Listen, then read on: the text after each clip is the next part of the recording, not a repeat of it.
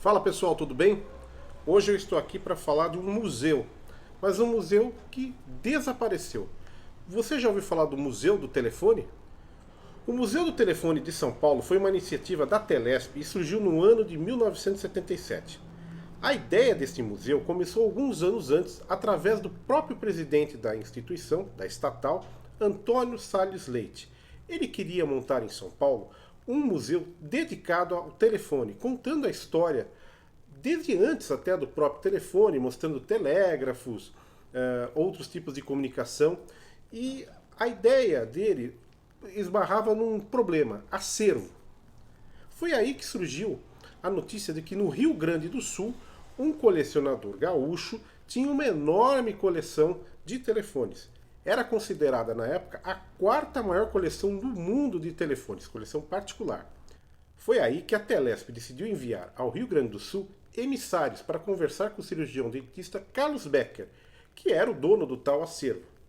Com muita relutância, ele acabou consentindo e resolveu vender à Telesp o seu rico acervo, que constava com raridades dos primórdios da criação do telefone, alguns do século XIX.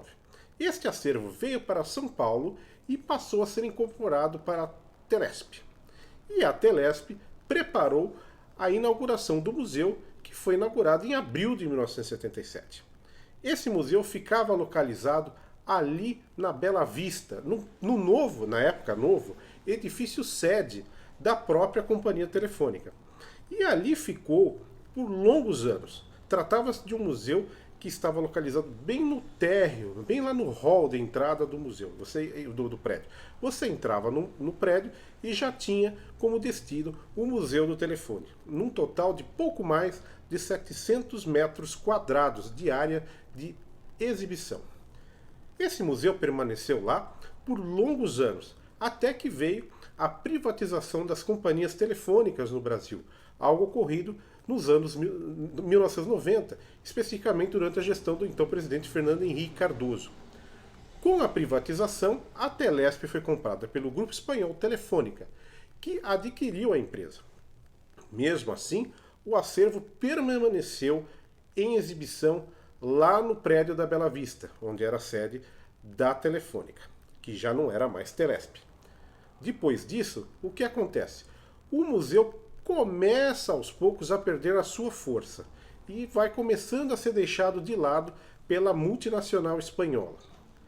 No final dos anos 90, ainda existia uma certa preocupação pela entidade de fazer o museu estar ativo. Como, por exemplo, em 1999, a empresa fez uma campanha para buscar em São Paulo descendentes do pai do telefone, Alexander Graham Bell. E não é que encontraram 4 descendentes? Pois é, esses descendentes foram homenageados pela Telefônica naquele ano com uma réplica de um telefone criado pelo próprio Graham Bell, que estava lá no museu. E além disso, estiveram para a inauguração, ou vamos dizer assim, o lançamento, né, do cartão postal que homenageava o mais de um século da conversa telefônica entre Dom Pedro II e a figura de Graham Bell. Aliás, uma curiosidade: Graham Bell nunca pôde conversar ao telefone com a sua esposa, porque ela era surda. E a conversa de Dom Pedro II, com Graham Bell foi fundamental para a adoção do telefone a nível mundial, pois causou muito impacto na época um imperador conversar com um inventor para a adoção daquela nova tecnologia. Mas voltando ao assunto do museu, o museu mudou de local, pois a Telefônica decidiu reformar o prédio ali da Bela Vista, cujo endereço você encontra na matéria que nós publicamos no site, o link está aí embaixo na descrição. E aí o que aconteceu? O prédio foi reformado e a Telefônica tirou o museu dali e mandou para o centro de São Paulo, especificamente, aliás, já estava no centro, né, mas mudou especificamente para a região da Sé, no outro prédio que também pertence à companhia, na rua Benjamin Constant. A rua Benjamin Constant fica ali à lateral, à esquerda, né, da Catedral da Sé, você vindo lá de frente, e é conhecida por também ter uma importante instituição cultural, aliás, vizinha a esse prédio onde supostamente está o museu, que é o Instituto Histórico e Geográfico de São Paulo. Pois bem, o museu foi transferido para lá e continuou em funcionamento por alguns anos, ficando ali num dos andares superiores do prédio.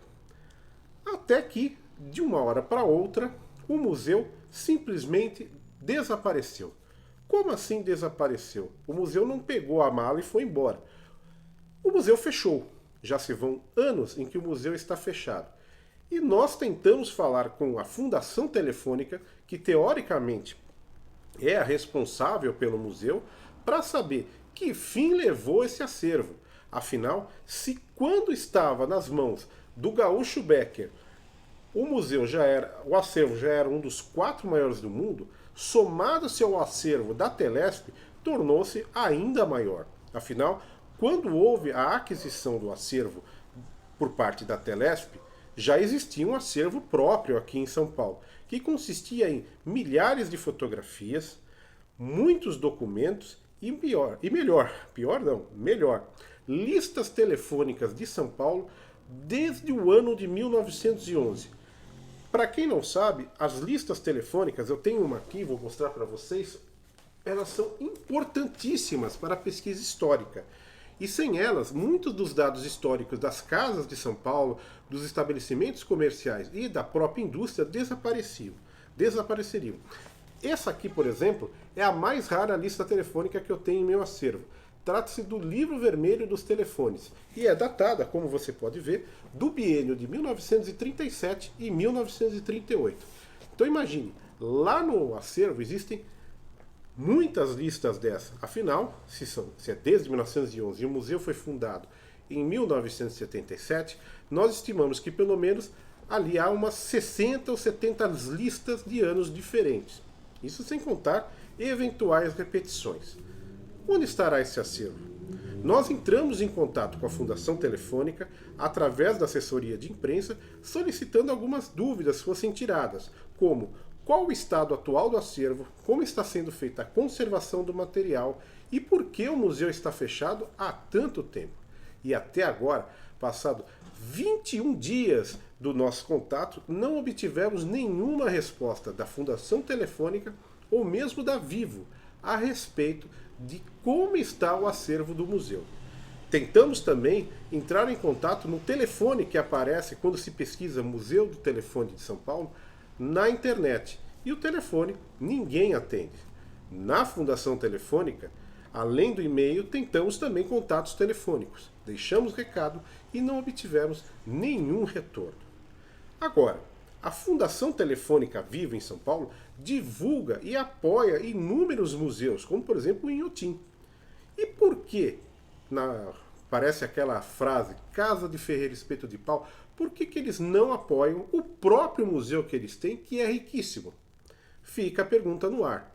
Também gostaria de saber por que uma fundação tão rica e tão poderosa mantém um acervo interessantíssimo e muito bem cuidado lá na matriz em Madrid, que é o próprio acervo da Fundação Telefônica, como chama lá, e aqui em São Paulo, esse acervo está em local incerto e não sabido. São perguntas que me deixam intrigado. Estaria esse acervo conservado? Estaria esse acervo danificado? Este acervo eventualmente teria sido vendido? Teria sido transferido para a matriz lá na Espanha?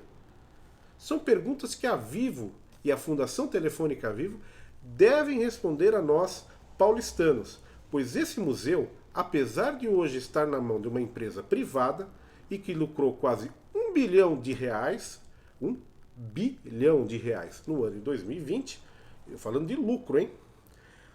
Ela comprou esse acervo com dinheiro público. Afinal, em 1977, quando o museu foi fundado, foi feito com dinheiro público. Então, apesar de privatizado, a empresa deve sim satisfações ao paulistano e ao cidadão brasileiro em geral, pois é um museu que poderia estar aberto, recebendo as pessoas de todo canto do Brasil e até do mundo para conhecer este que provavelmente é um dos 4 maiores acervos ainda do mundo. Fica a pergunta no ar. Vivo, Fundação Telefônica Vivo, onde está o Museu do Telefone. Você que assistiu o vídeo aí, por favor, dê um like, ajude a promover o canal, a sua curtida é muito importante, divulgue o canal, ajude a contribuir com o estímulo da pesquisa histórica e, principalmente, divulgue esse vídeo com seus amigos e familiares para que nós possamos alcançar lá em cima o pessoal da Vivo e que eles deem alguma satisfação sobre esse rico museu que está desaparecido. Muito obrigado e até o próximo vídeo.